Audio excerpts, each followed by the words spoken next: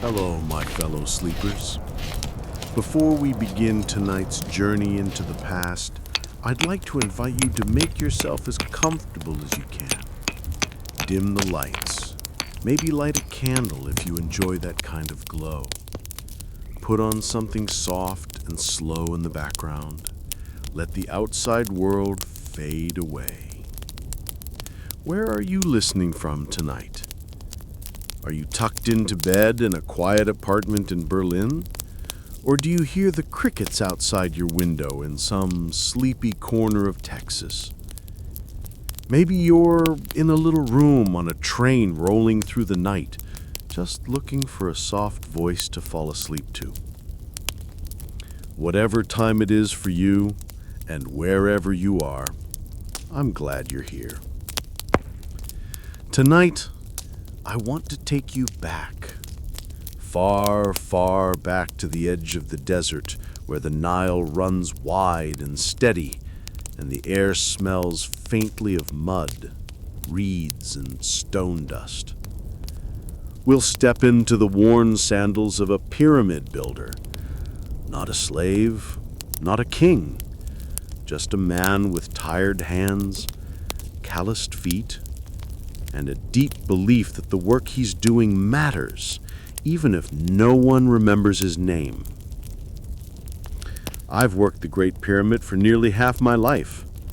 I don't know how many stones I've touched, how many times I've wiped the grit from my eyes and tasted the sweat on my lips, but I can tell you this, there's something sacred in it, something steady, something bigger than all of us.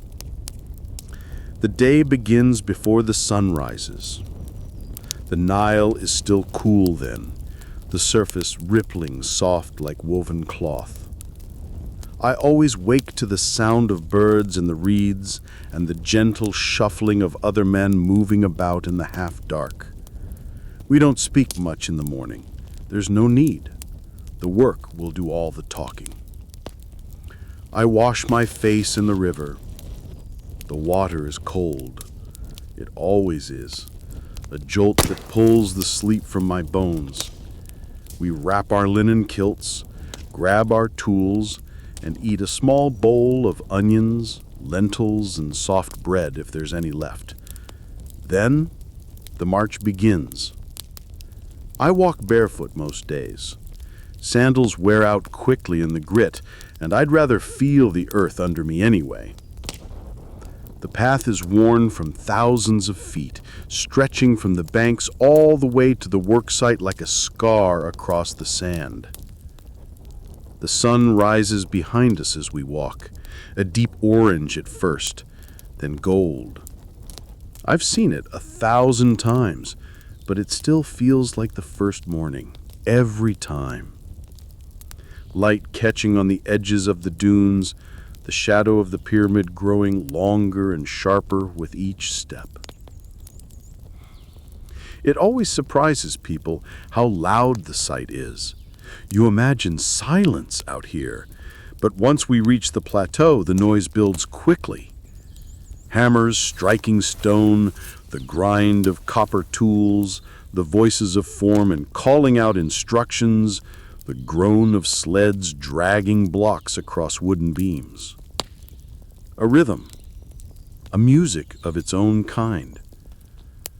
We check our tools, mostly copper chisels, mallets, ropes, levers, simple things. But when enough hands move in unison, they build something that could touch the sky. And there it is, the pyramid itself, rising like a mountain made by men. Every time I see it, I stop for just a moment, just to look. It's not finished yet, but already it swallows the sky. Some men whisper when they see it, others look away. I just stare at it, quiet. That's what we're building. That's what our hands are shaping day by day. I take a deep breath, feel the dust start to coat the inside of my nose, The air smells like limestone, sweat, and heat. My palms itch to get back to it, because this is the life. Hard, yes. Hot, always. But there's purpose in every swing of the hammer, every stone lifted. The Pharaoh lives forever if the pyramid stands, and if the Pharaoh lives, so do we. The path to the quarry winds behind the main ramp, far from where visitors come, if they ever do. It's not a place meant to impress. It's where the real weight of this monument begins. By now, the sun is high enough to warm our backs. It clings to our shoulders and dries the sweat before it has a chance to fall. The sand gets into everything, your eyes, your teeth, your thoughts. But you learn to live with it. It becomes part of your skin. The quarry is loud. Voices echo off the limestone walls. Tools strike in steady rhythm, and you can feel the sound in your chest more than you hear it in your ears. We move in teams, always in teams. One man strikes while the others hold the line, shift the weight, keep things balanced. The stone isn't just pulled from the earth. It's teased, coaxed, freed, like convincing a sleeping god to rise from the ground. We chip, wedge, and chant under our breath. There's something about the way all the noises blend together. The chipping, the ropes creaking, the occasional cough that puts you in a trance. You stop counting time. You just work. You become the task itself. When a block finally comes free, there's a moment of stillness, as if the rock sighs or the earth holds its breath. Then it's dragged, hauled, slowly and carefully onto a sled. A group of us brace, shoulder to shoulder, and begin the long pull back toward the ramp. The sand resists us, always. It sucks at the runners, chews the edges of the wood, grinds into the soles of our feet. But we lean together and move as one. There is no leader, just rhythm. We pull with our legs, breathe with our arms, and move in a slow, swaying dance toward the pyramid. It can take half the morning just to get one block into place, and we do it again and again and again. Sometimes I think of how many stones we've laid since I started, how many more are still waiting. But then I remind myself, it's not about finishing. It's about doing. Each day is its own offering. When the sun begins to peak, we pause only for a mouthful of warm beer and a bite of dried fish. Then it's back to the rhythm. Pull, rest, chant. Pull, rest, chant. No one complains, not out loud. The work is too loud for that. But in the quiet moments, in between the effort, there are glances, shared nods, small smiles that say what words can't. We all know what we're doing. We all know who we're doing it for. And as the stone nears the rising slope of the pyramid, I look up once more at the shape above us. It's taller than it was yesterday. That's enough. The stone is heavier than it looks. Always. Even the smaller blocks surprise you the first time you try to lift one. It's not just the weight, it's the way the stone fights you.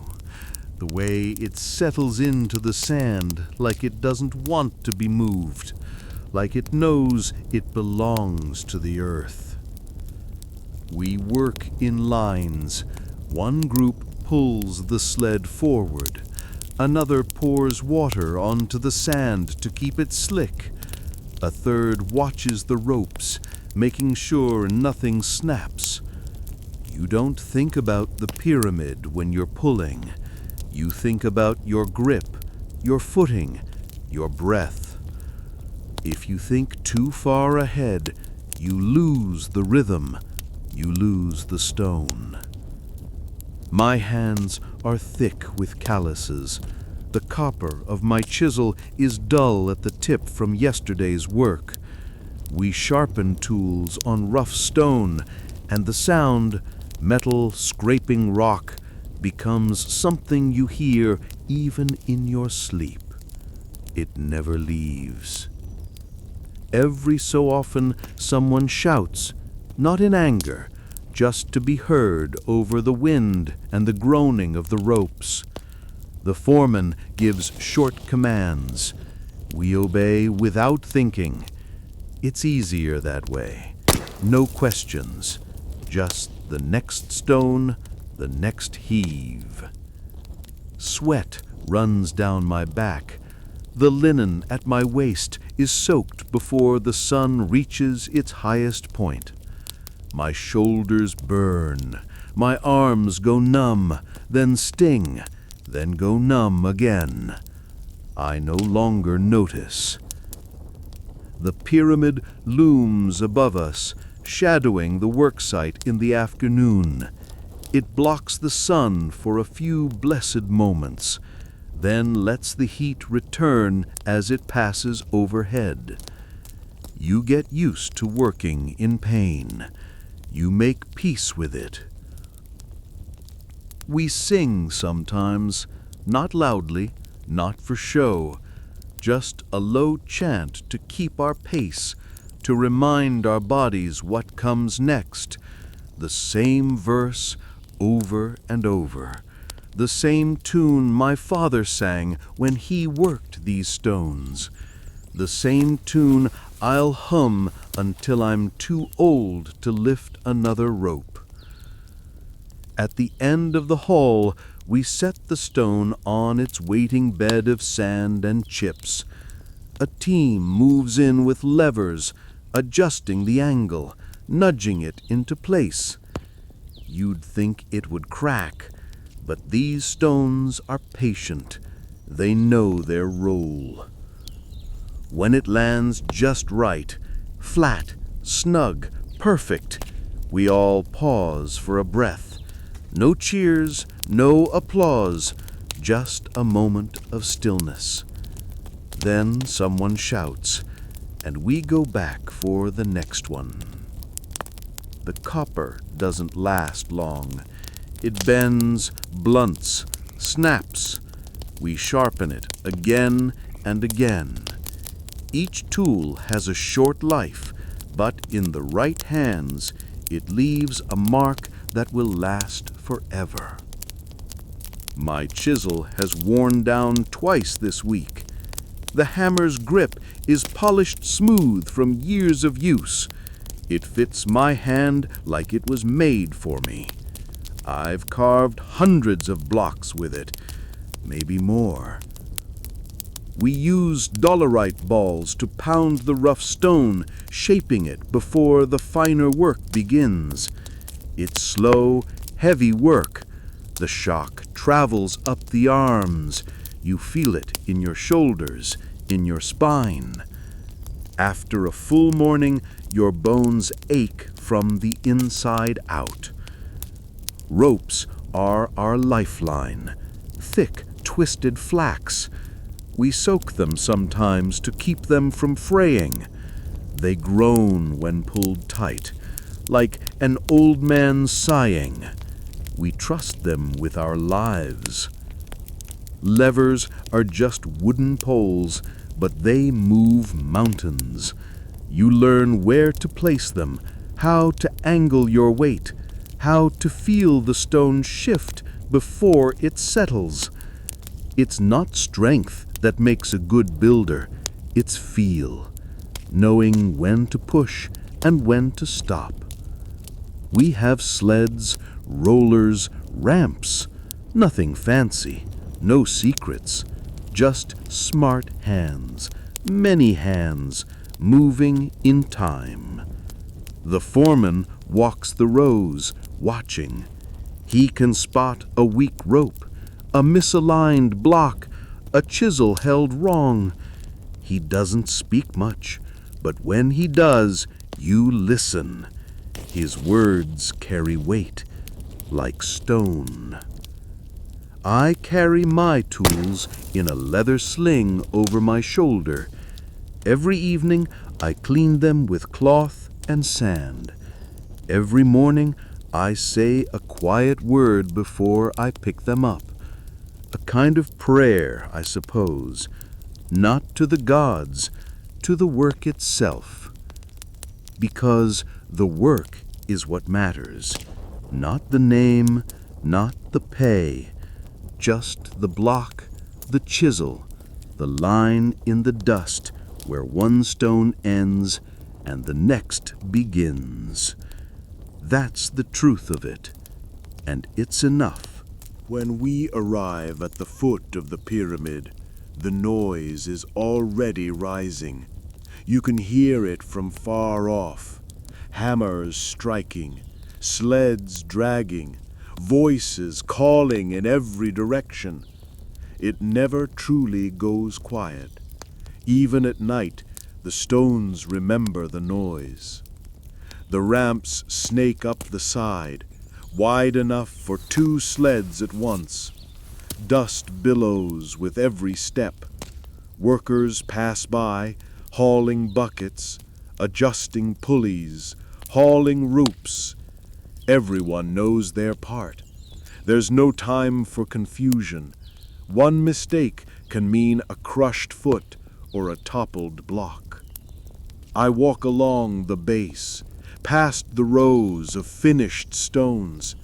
They're already beginning to shine in the sun, smooth and bright, carved and placed so precisely it makes your head spin. You wouldn't believe such straight lines could come from hands like ours, but there it is, proof. Today I'll be working on the lower face, helping with alignment. It's delicate work, even though the blocks are huge. We tap them gently into place, guided by string lines and trained eyes. A block only settles once. You get one chance to get it right. Some men push from behind, others guide with wooden poles. I watch the gap between stones narrow, narrow until it disappears. One last tap and the block lands, firm, solid, another part of forever. It's hot even in the shade of the structure. The air sticks to your skin. The stone reflects the heat right back at you. My head swims sometimes, but I press my palms to the cool face of the limestone and breathe. The stone grounds you. You just have to listen. There's a rhythm to the sight, not like a song, but more like breathing. Tools strike, men shout, sleds grind, ropes creak. Then it all resets, again and again, like a heart beating in the desert. Everywhere you look, there are signs of order. Chalk markings, lines in the dust, foremen directing crews. It looks like chaos at first, but there's a plan. Every stone has a place, every man a purpose. When I stop to drink, I sit on a half-finished block and look up. The pyramid's edge cuts across the sky like a blade. It's hard to believe we've built this much already. Harder still to think how much remains. But I don't think about the top. I think about the next row, the next block, the next day. That's how you do it. One stone at a time. The sun at midday is merciless. No shade, no wind, just heat pressing down from above, reflecting back from the stone, rising up from the sand. There's no escape from it. We wrap our heads in linen, soak cloth in water when we can spare it, but it dries within minutes. Sweat never reaches the ground. It evaporates as it forms.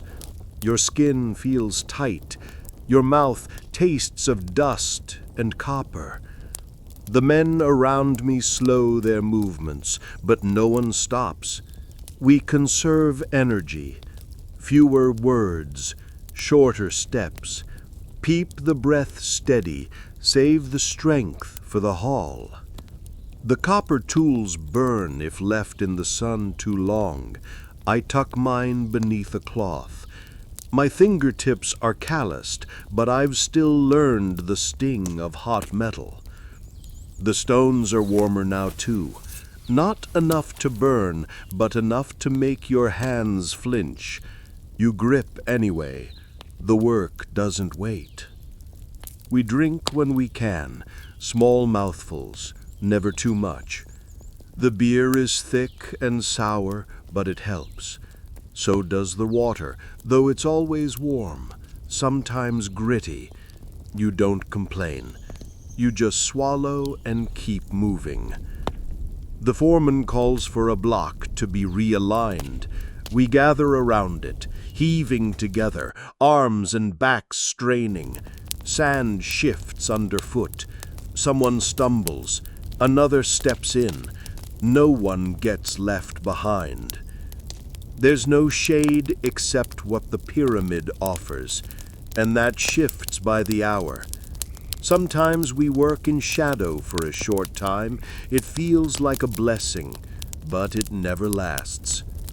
The flies come with the heat. They cling to sweat, hover near food, crawl along your arms. You swat them away without thinking. They always return. By the time the sun is at its peak, the worksite moves like a slow, groaning machine. Not graceful, but unstoppable. We are tired, burnt, choked with dust, but still we build. Because even the sun cannot break us. It can scorch us, blind us, batter us, but we do not stop. Not while the stone still waits.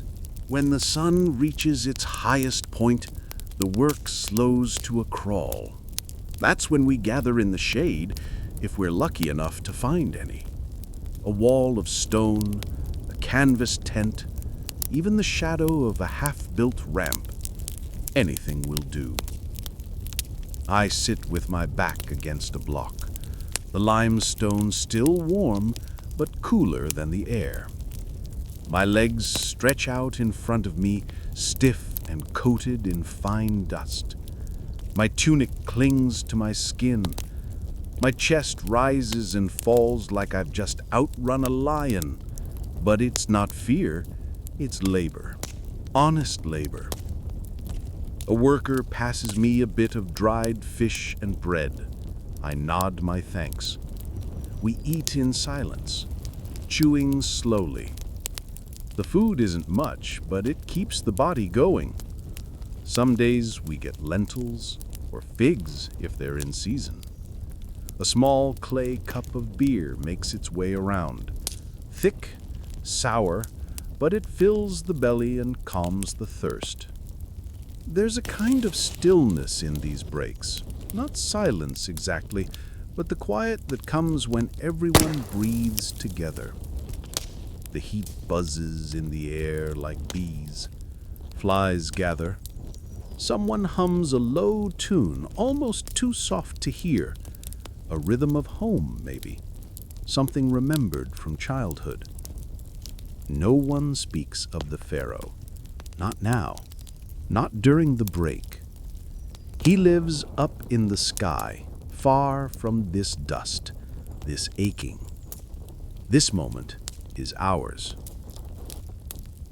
I look down at my hands, cracked, stained, bruised along the knuckles. I flex them slowly. Still working, still mine. One man leans back and closes his eyes. Another rubs a sore shoulder with a flat stone. I hear someone laughing quietly a few rows down. It's not loud, not showy, just the kind of laugh that says, yes, we're still alive. Sometimes a foreman walks past during break, just to keep order, but mostly they leave us be. Everyone knows the afternoon heat demands its price.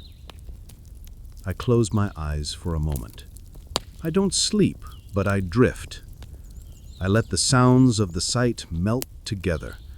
Stone on stone, sandals in the dust, breath in unison. It's a lullaby made of toil.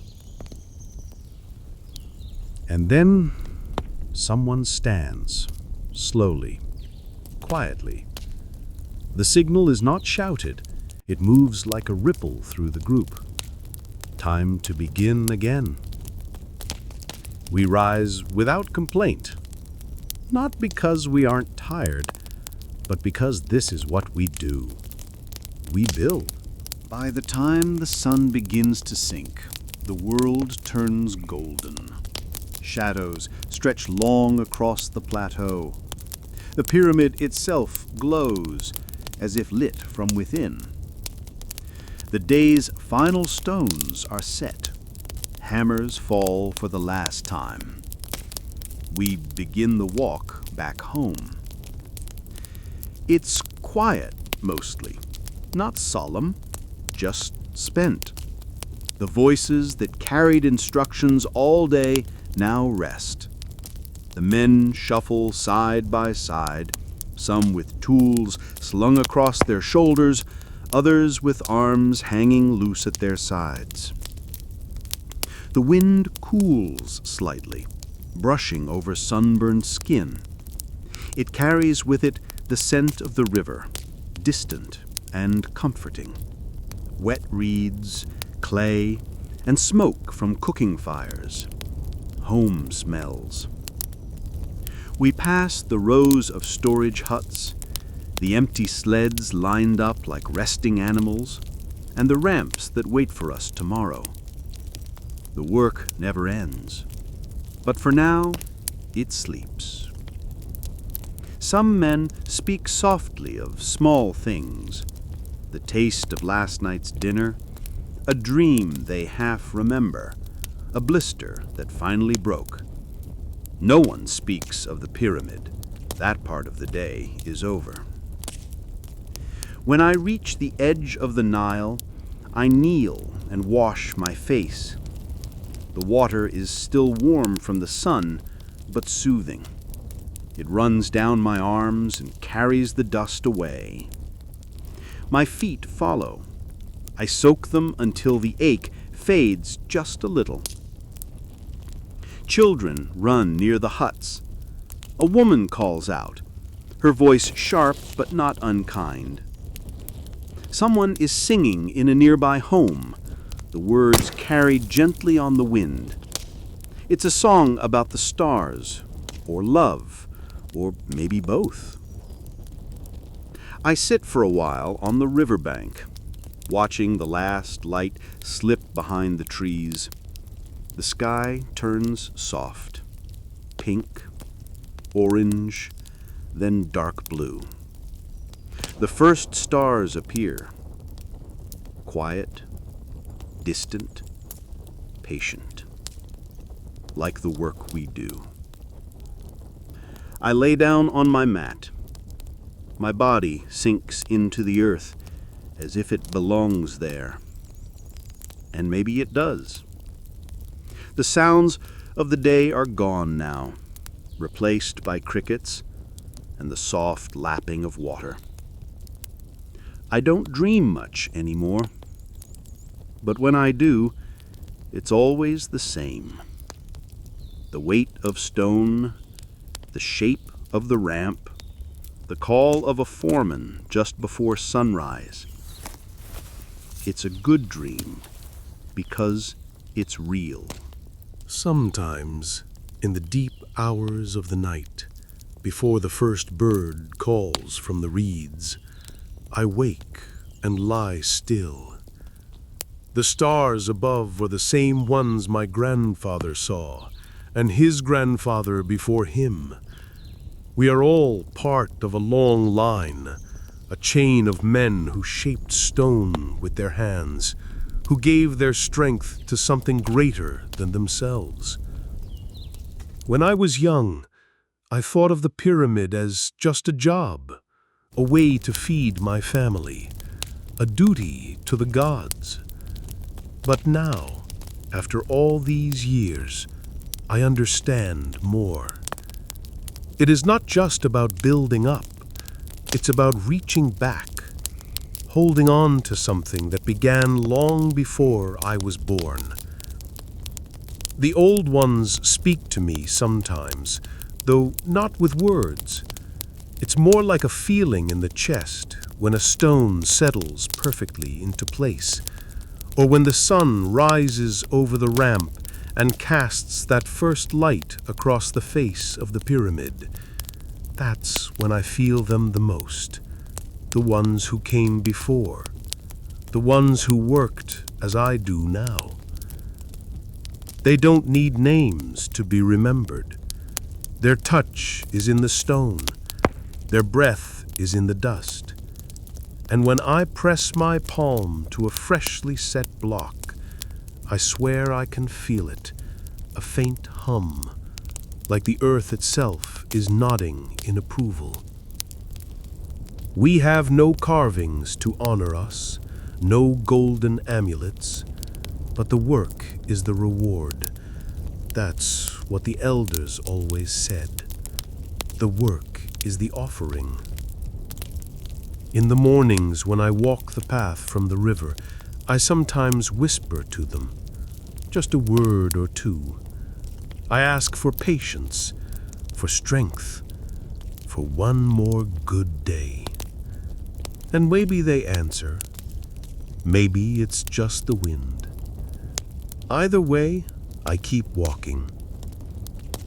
One day, someone will lay their hand where mine once rested. They won't know my name, but if I've done my part, if I've moved my stones with care, they'll feel what I felt, and that will be enough. Word spreads quickly when something unusual happens. This morning, before the first light reached the stone, whispers moved through the workers like wind through tall grass. A new block was coming, larger than most, heavier than any we'd moved in weeks. We stopped what we were doing and gathered near the ramp's base, watching the sled approach.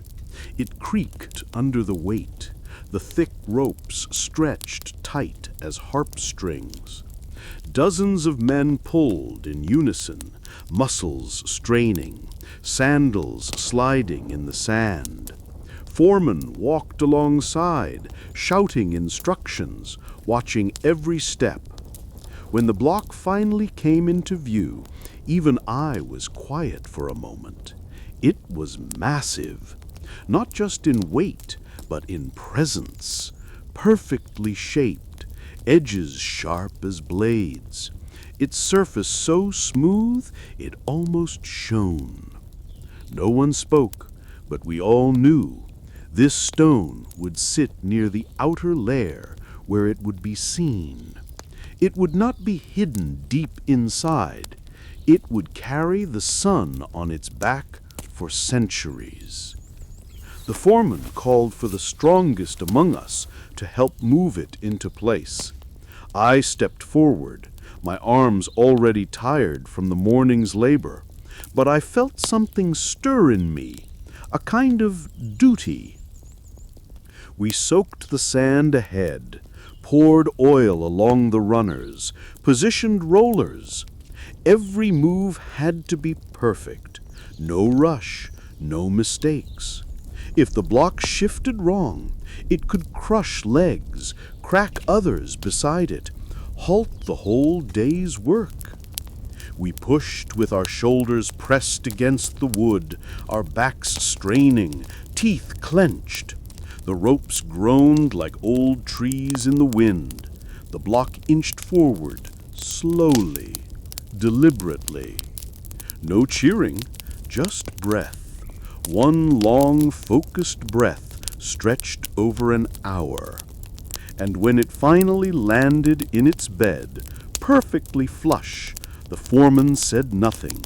He just looked at us, nodded once, and walked away. That was enough. I stayed behind a few extra minutes, my hand resting on the edge of that stone. I could feel the heat in it from the sun. And something else, a stillness, a weight not just of matter, but of meaning. We knew he was coming long before he arrived. The foremen were sharper that morning, barking orders with a different edge. Workers cleaned the site, cleared stray tools, raked the ramps smooth. Even the priests came, rare outside the temples, sweeping incense over the stone, chanting quiet blessings into the hot morning air. And then, all at once, silence.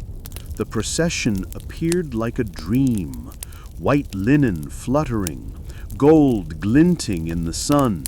Musicians played a soft rhythm, their drums low, voices high and distant. Behind them came guards, priests, scribes, and finally, him, the Pharaoh.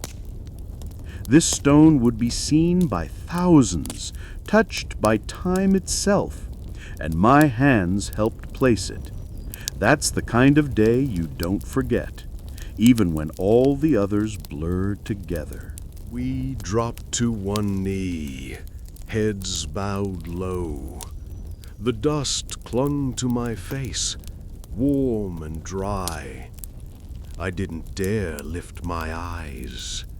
I could feel his presence even before he spoke, strong and steady, like the weight of a mountain, like the pyramid itself. He walked slowly along the edge of the site, his sandals quiet against the packed ground. He did not shout. He did not need to. Just his nearness made men hold their breath. I did. I heard the foreman speak, his voice careful and reverent, explaining our progress. Then the scribes, scratching notes, counting blocks, observing angles. The Pharaoh said little, only nodded sometimes, a slow, small gesture, but even that made my chest feel tight. When he paused at the ramp, only a few paces from where I stood, I could hear his breathing, calm, measured, as if the heat didn't touch him, as if the dust parted for his path. He looked up at the structure, not in wonder, but in certainty. This was not something he hoped for. It was something he expected. And we were the hands that would make it so. He said only one thing aloud before turning to go. It will stand long after we are dust. Then he walked away, and the silence broke. Not with cheering, no, but with breath, with movement, with men slowly rising to their feet and returning to their tasks with a different kind of weight in their limbs. not the heaviness of labor, but the heaviness of purpose. The day after the Pharaoh's visit, we were told there would be a ceremony, not at the temple, but at the pyramid site itself. A rare thing, a sacred thing. We were ordered to cleanse not just our bodies, but our minds. Work paused for a full day. That alone told us how serious this was. I walked to the river, quiet and alone, and stepped into the shallows. The water was cool, wrapping around my legs, lifting the dust and sweat from my skin. I crouched and poured it over my head, again and again, until I no longer smelled of copper and stone. Others washed too, but no one spoke. The river carried our silence along its current. Back at camp, linen was handed out, clean and white, folded with care. Not the thick work kilts, but fine cloth saved for rituals. I wrapped myself in it slowly, the fabric soft against sunburnt skin. Priests passed among us with small dishes of oil, dabbing it behind our ears, across our foreheads. It smelled of frankincense, of something ancient and deep. That night we gathered near the pyramid base. The sun had just slipped behind the horizon, and the sky turned deep blue, like water just before sleep. Torches lit the edges of the platform. Shadows danced across the stone. The priests began to chant, low at first, a hum beneath the earth, then higher, louder, rising with the stars. We stood still, hundreds of us, silent, and in that moment we were not workers, not builders. We were witnesses to something older than stone, to something bigger than kings. The air felt heavy with it, and I felt very small, but not afraid, not at all. The chanting grew louder as the night deepened. The priests stood in a tight circle near the pyramid's base, their arms raised toward the stars, robes billowing in the warm desert wind. Smoke from incense curled around them, thick and sweet, rising in coils that seemed to drift straight into the heavens. We stood at a distance, in rows, shoulder to shoulder, silent. No one spoke. No one moved. The firelight flickered against the pale limestone, casting strange, flickering shadows that made the pyramid seem almost alive, as if the stones themselves were watching, waiting. I had seen ceremonies before, but never one here, never at this site, under this sky, before this great structure that we had built with our own hands. There was something different in the air tonight, heavier, more charged, like the space between breaths before something important is said. One of the high priests stepped forward, holding a small golden box, which he placed on the newly set foundation stone. He began to speak, not loudly, but with clarity, each word deliberate and full of meaning. I didn't understand every phrase, but I felt it all the same. He spoke of life, of the Nile's eternal flow, of Ra's endless journey across the sky, and of the Pharaoh's place in the cycle of rebirth. We had heard these words before, in temples and scrolls, but here, beneath the open sky, they felt closer, more real. I looked around at the men beside me, dust still clinging to their arms, calluses thick on their hands, eyes dark with fatigue, and I saw the same expression mirrored on every face: awe. Then came the moment when the offerings were given. Bread, oil, beer, papyrus, a lock of hair, a piece of linen, simple things, each placed at the foot of the stone, symbols of life, of labor, of death. The priest poured water from a clay jug, letting it trickle across the stone's surface, washing it, purifying it. And then, finally, silence. Not the silence of absence, but the silence of reverence. Even the wind seemed to pause. We stood there, still and breathing, not daring to move. The firelight dimmed slightly, the last of the incense curling around our feet, and the stars above pulsed gently in the night sky.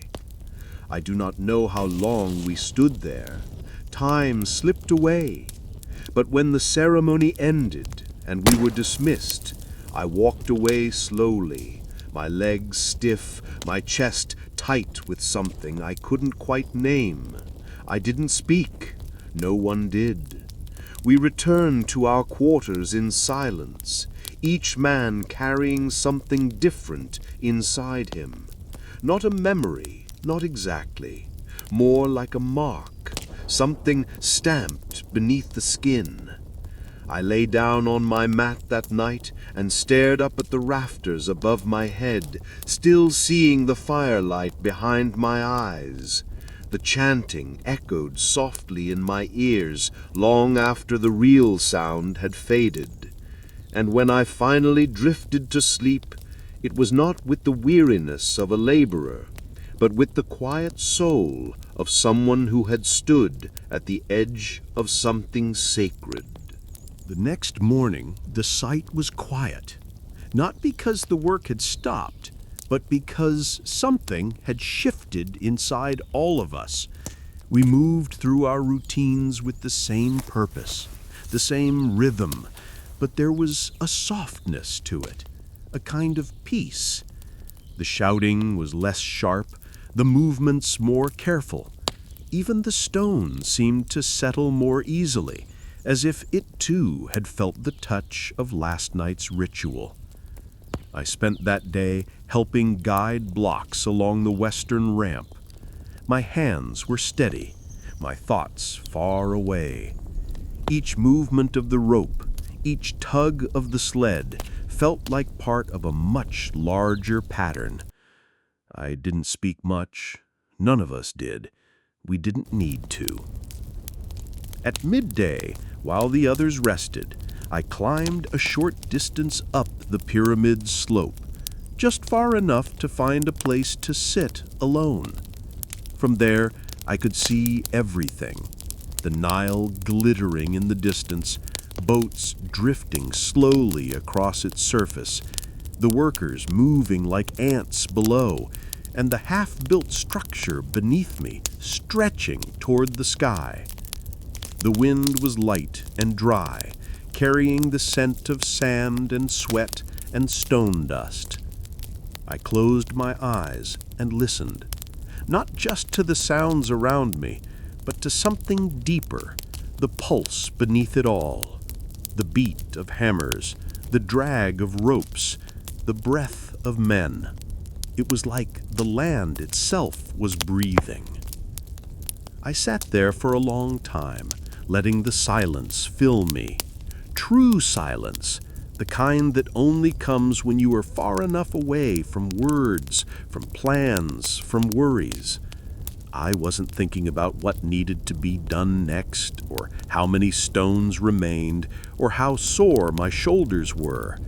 I was just still, completely. In that moment, I felt small, but not unimportant.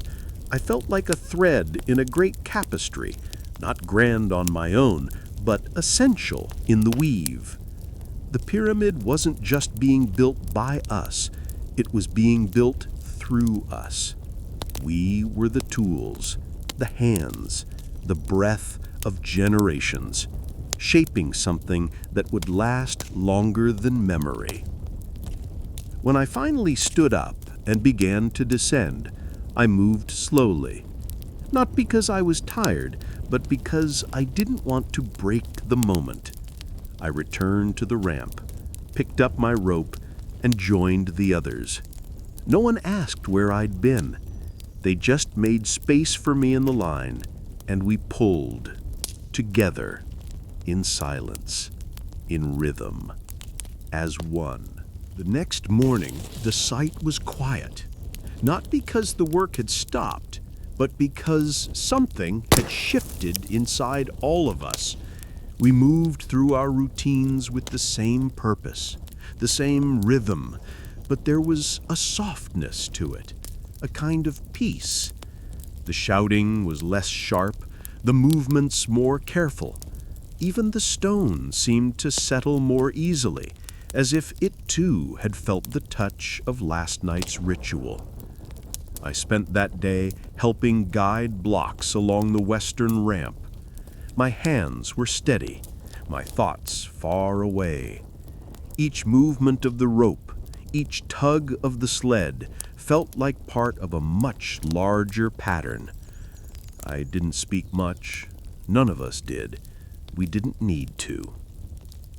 At midday, while the others rested, I climbed a short distance up the pyramid's slope, just far enough to find a place to sit alone.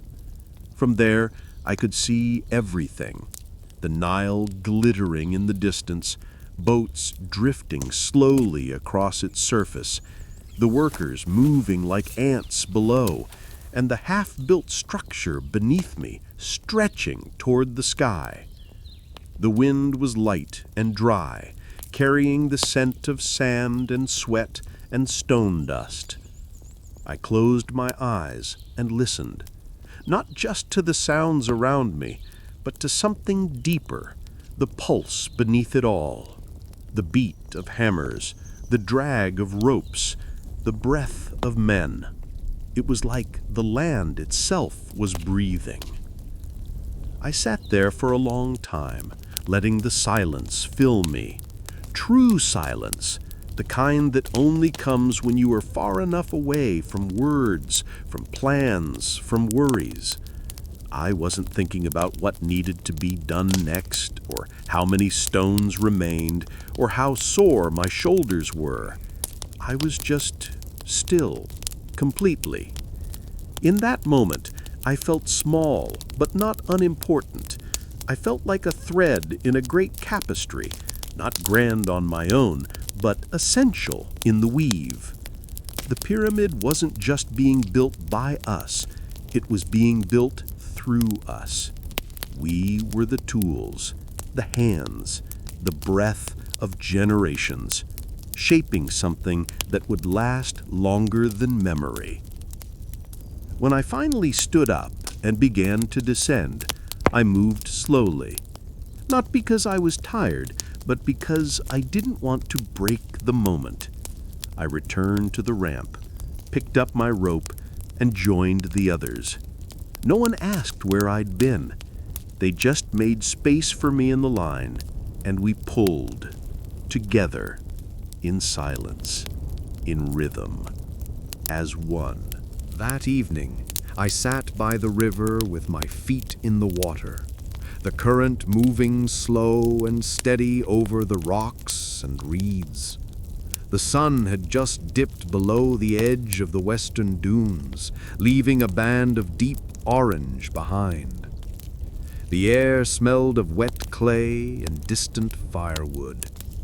My legs ached, My hands were raw, but I didn't mind. I looked out across the water and thought about all the days that had led me here. I couldn't count them anymore. The weeks had blurred into one another. The seasons passed in the shifting angle of the sun, the feel of the breeze, the taste of dust in the mouth. Somewhere in the middle of it all, I stopped thinking of the pyramid as a job. I began to see it for what it truly was, a memory in stone, a promise in limestone and granite. Not just to the Pharaoh, but to time itself. Every block we placed was a word in a language meant for the future. And not just the distant future, I mean tomorrow. The next worker who would come to continue the row, the next foreman who would check the alignment, the next boy who'd carry water and grow into a man before the pyramid was done.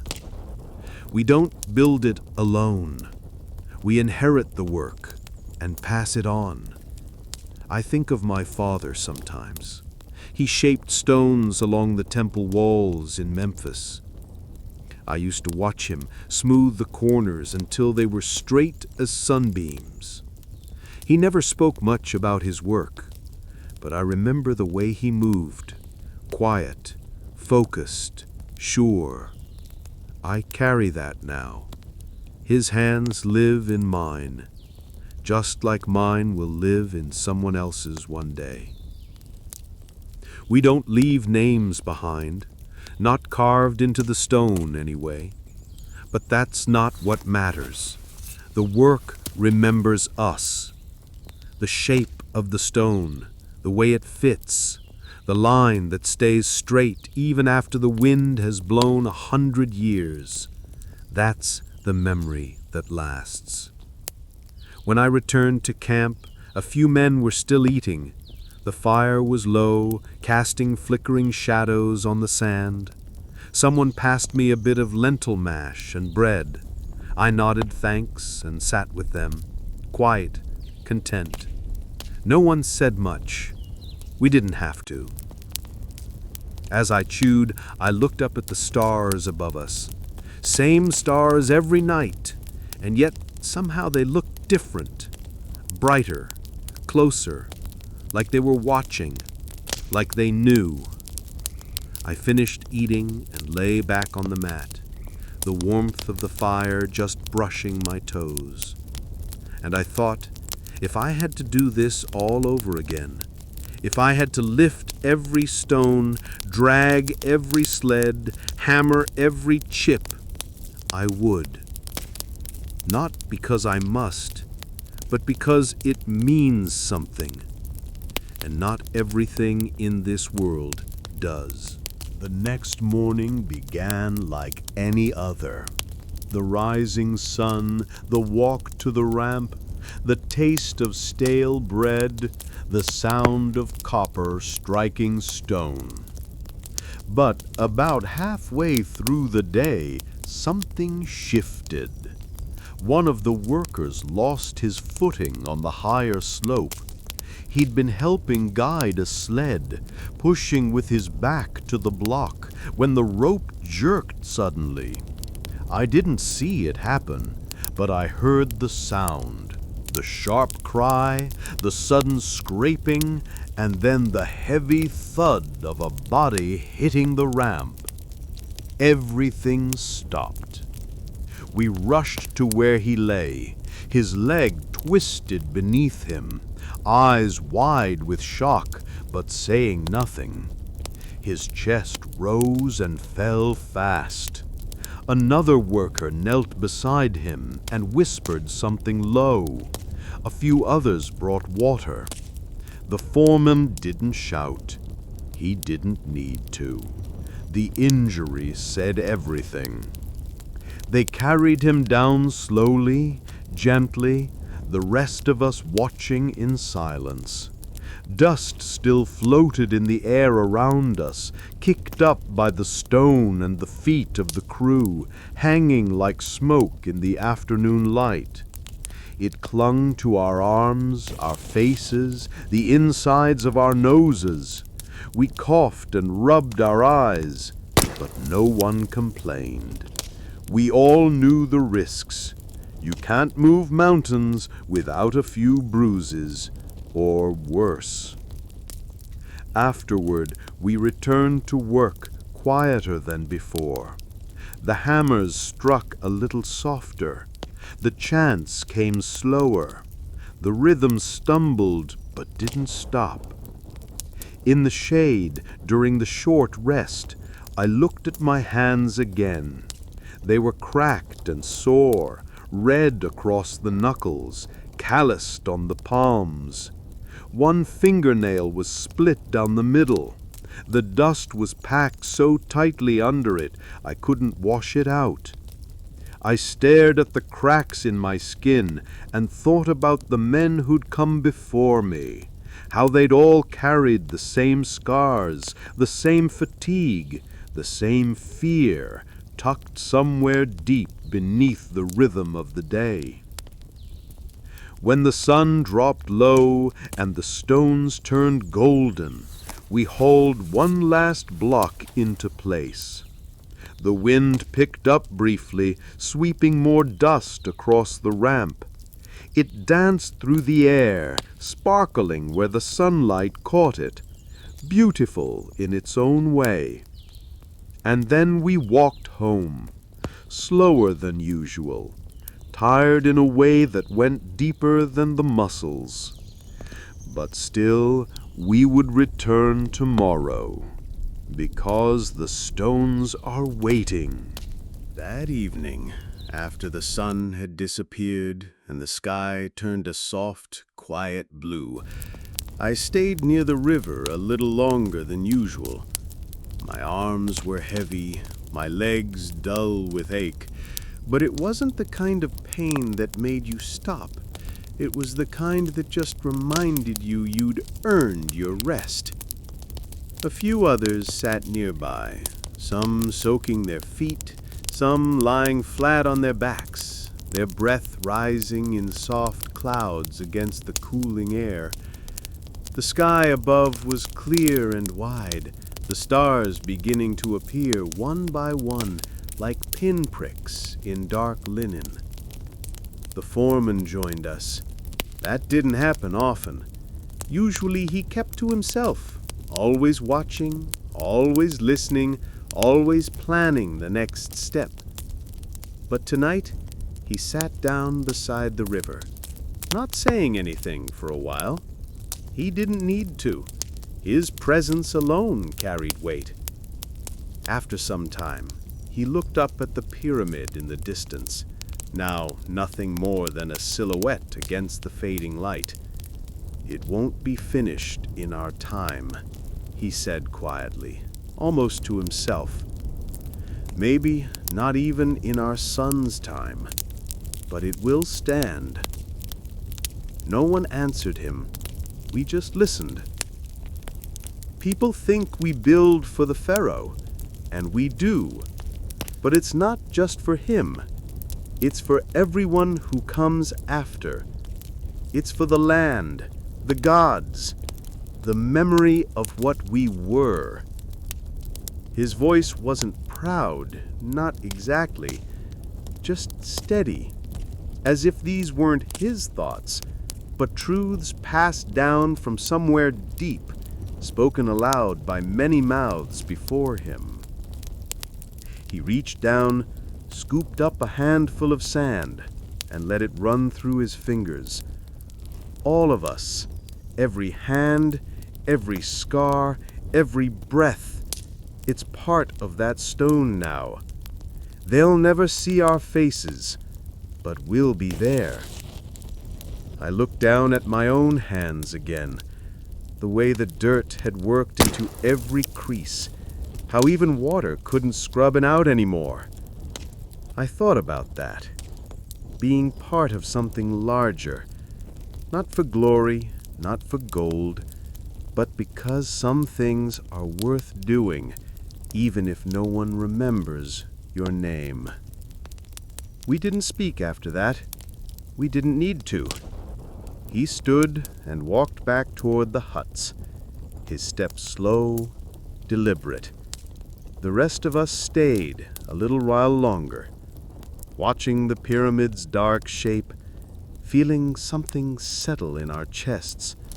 Not pride, exactly. Something softer. Maybe peace. When I finally stood to return to my mat, the night had grown cooler. A breeze moved through the reeds.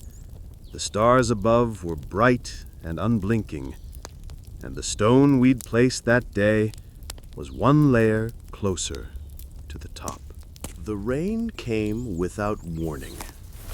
It started as a breeze that didn't feel like the usual desert wind, cooler, damp at the edges, bringing a scent we hadn't smelled in months. Then a few drops, darkening the dust, dotting the tops of the stones. At first we thought it would pass, a moment of relief, maybe a short sprinkle. But then the sky opened. It didn't pour, not like the floods of the Nile. It wasn't violent, just steady, persistent rain, gentle enough to be beautiful, surprising enough to stop everything. Work halted, not because we were told to stop, but because we all did, without speaking. The tools were dropped, the ropes were slack, the sleds stood still on the ramp. We turned our faces up toward the sky, mouths open, eyes blinking against the drops. Some of us laughed, real laughter, the kind that starts deep in the chest and rolls out without warning. The dust that had clung to everything, our arms, our chests, our sandals, began to melt away. The ramp turned slick. The stones darkened, shining as though freshly carved. Even the pyramid itself looked different, glistening under the weight of water, its surfaces reflective, alive. For the first time in many weeks, the air smelled clean. We didn't work that day. We walked, slowly. We wandered the site, stepping carefully, watching the rain fall across the ground, across the tools, into the cracks between the stones. Some of us stood in silence near the base of the pyramid, just watching it, the way it held firm beneath the sky, unmoved by the weather. Others lay flat on their backs in the sand, arms outstretched, letting the rain soak into their linen, into their skin. I found a spot on one of the lower blocks and sat, legs dangling off the edge, watching the rain trace paths across the smooth stone surface. I thought about how long it would be before rain came again, maybe months, maybe more, and how lucky we were to have seen it. No one shouted, no one gave orders. Even the foreman stood quietly, as if they too knew this day was meant for something else. When the rain stopped, it left behind a silence like none I'd heard before, the kind that only comes after a blessing. We would return to work tomorrow. The tools would rise, the stone would move. But for this one day, we stood still. We watched. We listened. And the pyramid watched us back. The morning we set the final stone began like any other. Same walk from the river, same stretch of aching limbs, same quiet chatter as we gathered at the base of the pyramid. But there was a different air to it, something quieter, something that settled over us like a soft hand on the shoulder. We all knew today would be the last. Not the end of our labor. There would always be ramps to dismantle, smoothing to finish, stones to polish. But this block, this final stone, marked the highest point, the top. It waited on the sled, smaller than most, but no less important. A single block to complete what generations of hands had begun. I stood near the base and watched the team prepare, tightening ropes, checking the ramp one last time, pouring water along the sand to ease the drag.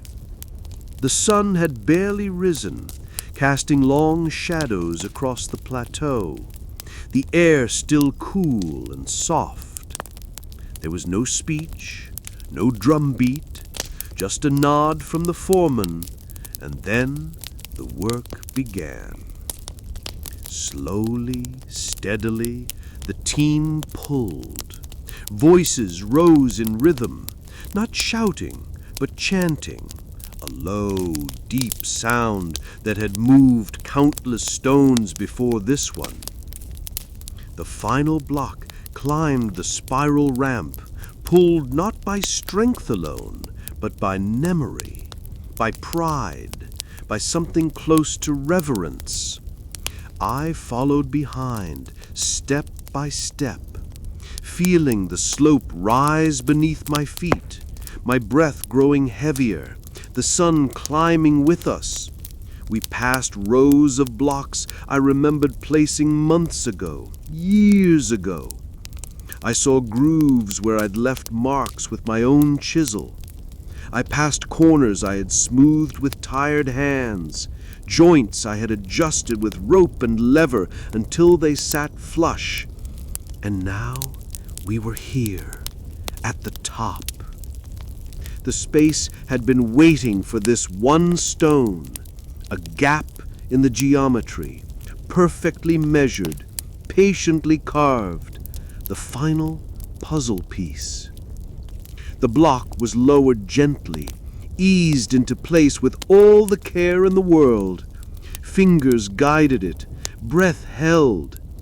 Then silence. We stood around it, watching. One last tap of the mallet. It fit perfectly. There was no cheer, just stillness, like all the air had gone out of the world. We looked at each other, tired, sun-darkened, dust-covered, and said nothing. But in our faces, in our eyes, was everything. This thing we had built, it was done. We stood atop the highest point of the land. All around us the desert stretched out, the river winding like a blue thread, the villages like small clusters of life in the sand. The wind passed over us, warm, steady, and the pyramid below, vast and silent, resting at last. No name would be carved into this final block, no plaque, no tribute, but we knew we were here. We had placed it. That was enough. I returned to the site one last time after the work was done. Not to build, not to carry, just to see. The ramps had been dismantled. The dust had settled. The stones stood smooth and sharp beneath the full light of day. I walked slowly around the base, my hand brushing the surface every so often. It felt familiar, not cold, not rough, just known, like an old friend's shoulder. There were no workers now, no chants, no hammer strikes, no ropes stretching across the sand, just the wind, the birds, the occasional creak of a palm tree in the distance. The pyramid stood in perfect stillness, its edges sharp against the sky, its shadow falling long across the ground. It looked timeless, untouched, but I knew better. I saw the hands in every line, the effort in every angle, the years carved into its sides like invisible script. I walked up to one of the stones I'd set near the beginning. I remembered the day I placed it, the weight of it on the sled, the sound of the rope groaning, the way my muscles ached for hours afterward. I remembered pressing it into place with my palms, leaning into it with everything I had. I touched it again now, fingers spreading across the face of it. Smooth, solid, still here.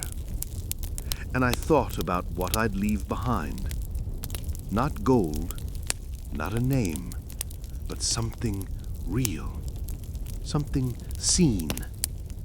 The pyramid would stand for years beyond counting, long after my bones returned to dust, long after the river shifted, long after the wind erased our footprints. It would stand through storms and kings, through war and peace, through forgetting and remembering. And maybe someday someone would walk along its base and run their hand over the same stone. Maybe they'd wonder who set it. Maybe they wouldn't. That didn't matter.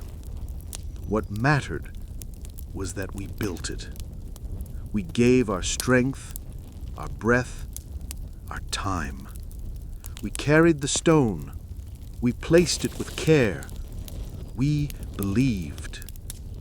As I walked away from the site, I didn't look back right away. I let the wind guide me down the path, the sun warming my back, the dust soft underfoot. The pyramid stood behind me, quiet, immense, eternal. And I whispered a simple thought into the breeze, as soft as the rustle of linen in the morning light. It was worth it.